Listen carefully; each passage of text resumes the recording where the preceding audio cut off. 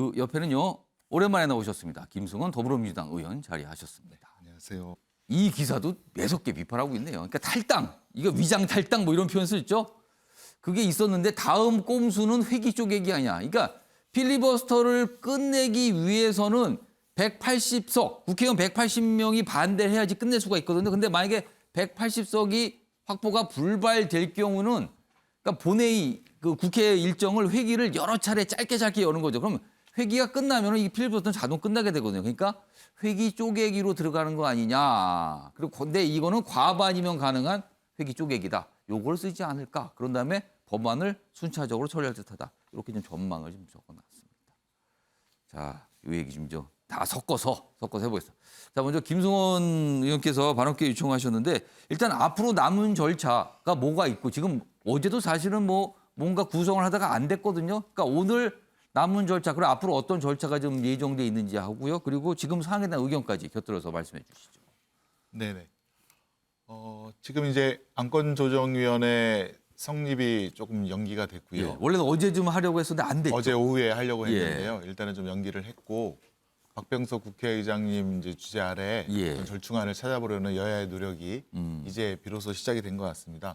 사실 안건조정이 오기 전에 예. 이 법안 상정할 때 그 전체 회의에서 그 토론, 대체 토론이 한 번 있었고 예. 두 번째는 이제 법안 일소위에서 이 세세한 조항에 대해서 이제 서로 같이 읽으면서 예. 조항에 대한 의견을 갖다가 하는 그런 토론 와중에 이제 갑자기 중단이 되면서 예. 국민의힘이 나가버리면서 법안 소위가 거의 종료가 되고 예. 유명무실화되고 안건조정위원회를 이제 성립할 수밖에 없는 예. 그런 사정에 달한 것은 역시 국민의힘은 이 법안 통과를 적극적으로 반대하기 때문에 그렇죠. 지금 그러고 예, 있습니다. 무조건 법안 일소위든 안건조정위원회든 계속 이제 그 지연 전략 예. 5월 9일까지만 지연하면 5월 10일부터는 거부권 행사가 있을 수 있으므로 지연 전략을 하시는 것 같아요.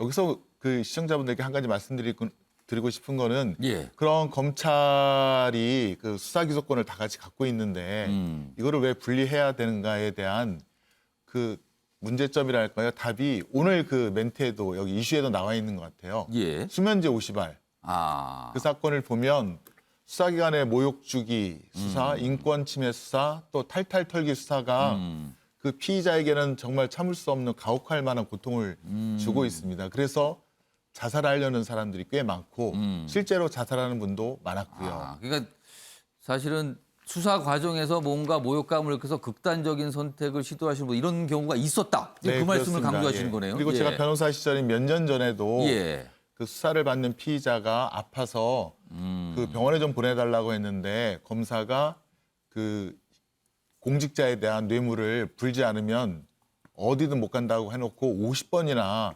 불러다가 놓고 조사도 안 하고 대기만 시켰습니다. 그러다 그 사람이 돌아가셨거든요. 가족이 항의를 하려고 했으나 검사가 뭐라 그랬냐면 가족들한테 들은 겁니다. 가족들도 이 범죄와 연관이 돼 있다. 그 수익이 가족들 통장에 남아 있더라. 이거 수사 계속 할까요? 라고 하니까 유족들도 더 이상 항의 못하고 그냥 눈물을 삼키고 그냥 포기한 그런 사례가 몇 년 전에도 있었습니다. 예. 이런 거는 사실 수사 기소가 분리되면 예. 검사는 준사법기관으로서 다행 수사, 인권 침해 수사에 대해서 사실 통제하고 감독하고 또 수사관이 그런 예. 걸 하면 교체 요구를 할 수 있고 징계를 내릴 수 있고 그런 검찰의 본연의 업무를 더 충실하게 할 수 있지 않을까. 그래서 국민들이 인권 예. 침해 받는 사례가 더 줄지 않을까. 그런 근본적인 이유 때문에 검찰의 수사 기소 분리 법안을 저희가 처리하고자 하는 것입니다.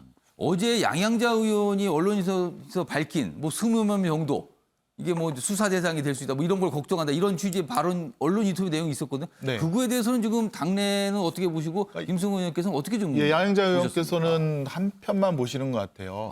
사실 이제 5월 10일 이후에는 윤석열 당선자께서 대통령 되시지 않습니까? 예. 경찰에 대한 윤석열 당선자의 뭐 인사라든가 여러 가지 영향력도 행사할 수가 있어서 사실 지금 경찰도 이재명 후보의 그 부인에 예. 대한 수사 지금 엄격하게 진행하고 그렇습니다. 있거든요. 진행 중입니다. 거기. 압수수색 경기도청 다 예, 압수수색하고 계좌 털고 카드 사용력 털고 하고 있는데 그러면 5월 10일 이후에 그 수사기소 분리하면 문재인 정부 사람들이 그러면 안심이 되나? 그건 아닙니다. 경찰에도 특수수사대가 있습니다. 예. 국수본이 있죠. 예. 반부패 수사대가 있는데 그 사람들 통해서 우리도 수사받을 각오하고 예. 알고 있으면서도 그렇지만 국민을 위해서는 수사 기소를 한꺼번에 갖고 있는 조직은 예. 그야말로 괴물이기 때문에 아. 이거를 분리를 해놓는 것이 민생이다라고 생각해서 저희가 이런 법안을 추진하고 있는 것입니다. 알겠습니다. 자, 지금 이 법안 처리를 놓고 참 오랫동안 그리고 굉장히 자주 대립과 다툼이 있었는데 지금은요 그 과정을 두고 이 과정 자체가 과연 맞는 것인가 또 이런 쪽으로 또 방점이 좀 옮겨가는 것 같기도 합니다. 그래서 오늘 전반적으로 지금 언론에 쓰는 이 상황은요 그 과정에 대한 지적을 좀 많이 하고 있거든요. 그래서 좀 약간 비판적인 표현들이 많이 등장하고 있습니다. 자, 이 얘기 정말 진지하게 하려면 한 시간 있어야 되는데 좀 마지막으로 그럼 김승우 의원께 발언께 잠깐 예, 드릴게요. 우리 장희찬 위원님 걱정도 잘 알겠지만 예. 사실 검사님들이 지금 영장 청구권을 갖고 있습니다. 가장 예. 국민에게 인권 침해 요소가 있는 강제 수사 그거를 다 그렇습니다. 통과를 할 수 있거든요. 영장 예. 청구권을 갖고 있고 경찰의 수사가 잘 됐는지 어떤지를 기소를 통해서 결정할 예. 수 있고요. 또 경찰이 저지른 인권 침해 아니면 뇌물수수 사건, 직무상 범죄를 수사할 수 있는 수사권도 갖고 있습니다. 예. 만약 앵커님과 비유를 했는데 예. 앵커님이 검사님이라면 예. 영장 청구권, 기소권 또 검찰에 대한 범죄 수사권을 다 갖고 있으면 굉장히 많은 지금도 그런 권한을 갖고 계신 거거든요. 비유가 적절하지 않았다라고 알겠습니다. 말씀을 드리고 있습니다. 갑자기 저를 비유해갖고 지금 약간, 앵커님을 약간 당혹스럽네요 지금요. 저를 비유해서 알겠습니다. 근데 뭐 패널분들께서 좀 이해를 용이하게 하기 위해서 좀 비유를 좀 해주셨습니다. 감사드립니다. 그 부분에 대해서는. 자, 김승원 의원님, 네. 지금 당에서 공천관리위원회 대변인 맡고 계시잖아요. 지금. 네, 그렇습니다. 그러면은 이 상황에 대해서 누구보다 좀 잘 아시고 관심이 있을 텐데 일단 공천 배제 결정이 있은 뒤에 당 비대위가 이 결정을 뒤집은 거예요. 그럼 일단 배제 결정은 어떤 배경에서 먼저 이게 이렇게 나온 건지 그거부터 좀 설명 좀 해주시죠. 네, 저희가 공관위에서 사실 서울시장 예. 후보 6분에 대한 인사 검증을 하고 있는 동안 예, 전략위에서 서울 지역을 전략 지역으로 선정을 하고 예, 그래서 그 서울 지역을 가져가 버렸습니다. 아, 그래서 거기서 회의 끝에 이제 송영길, 박주민 의원에 대한 공천 배제 결정을 내렸는데요. 예. 그 사안이 이제 최종 결정은 아니고 비대위에서 이제 최종 결정을 하게 되는데 절차상은 비대위가 최종 권한을 갖고 있다는 그렇습니다. 거죠. 예, 비대위에서 최종 결정하기 전에 저는 이 흐름을 한번 봐야 된다라고 생각하는데 속칭 그 요새 개딸들이라고 하나요? 아, 민주당에 대해서 따끔한 질책뿐만 아니라 응원과 격려를 해주는 분이 뭐 개혁의 뭐 이렇게 줄임말이죠. 그게? 그렇습니다. 예. 개혁의 딸들이라고 하는데요.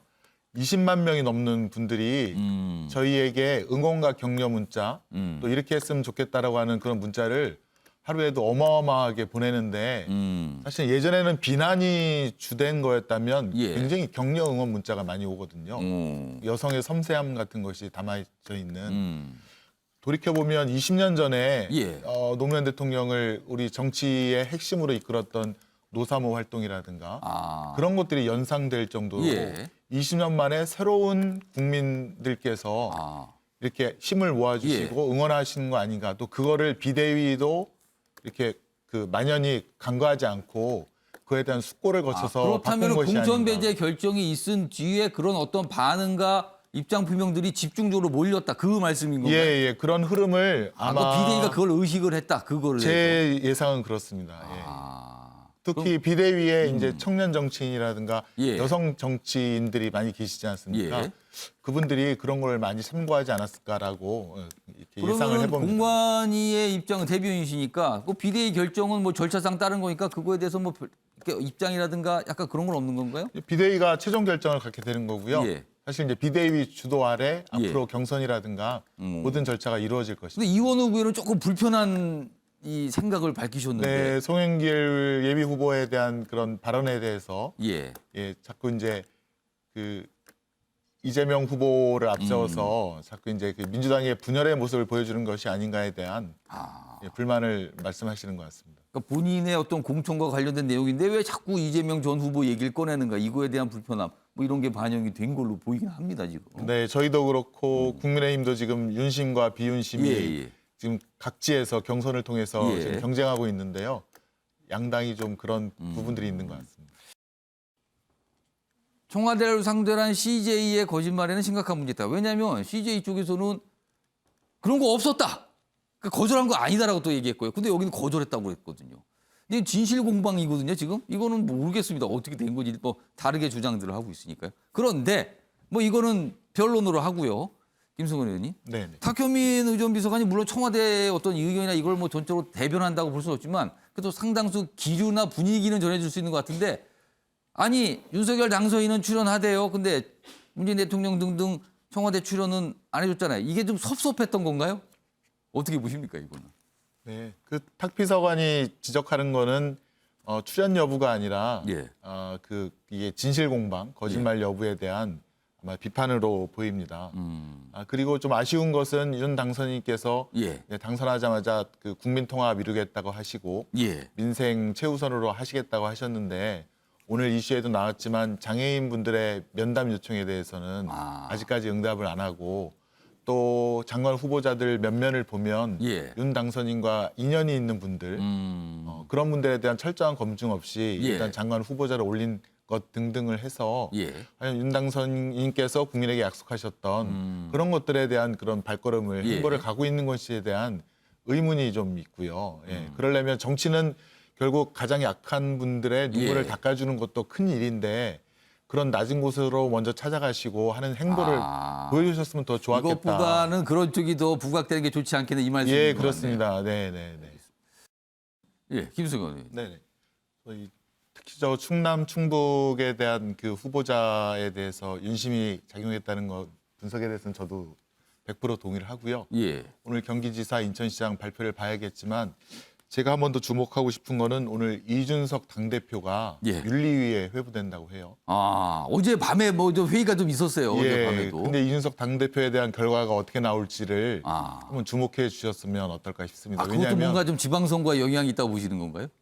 일단 윤심이 당심까지 뻗어나갈 수 있을지 분수령이 되는 그런 사건이 되지 그것도 않을까. 또 여러 가지 해석이 된다는 거네요. 예. 그런 생각이 들고요. 예. 그 이준석 이준석 당대표에 대한 그 자료들은 대전지검에 있는 자료들이라 아마 검찰과 친하다고 보여지는 윤심 라인에서는 그 자료들을 정확하게 파악을 그러면 해서 김승원 의원님이 말씀하시면서 이렇게 약간 설명하신 시각은 윤 당선인이 이준석 대표를 견제하는 거 아니냐 이런 시각을 좀 말씀하시는 거예요? 네, 당권까지 드디어 이제 하려는 시각이 있고 예. 한 가지 그 윤 당선인께 부탁하고 싶은 것은 예. 윤 당선인께서 검찰총장 때 그 문재인 대통령에 대한 수사를 하면서 예. 울산시장 선거를 앞두고 왜 그 울산시를 갔느냐 그걸 갖고 지금 선거법 위반이라는 예. 수사를 윤석열 당선인 그때 총장 당시 그 패밀리라고 하는 검사들에 의해서 진행을 했는데 지금은 이제 상황이 바뀌었습니다.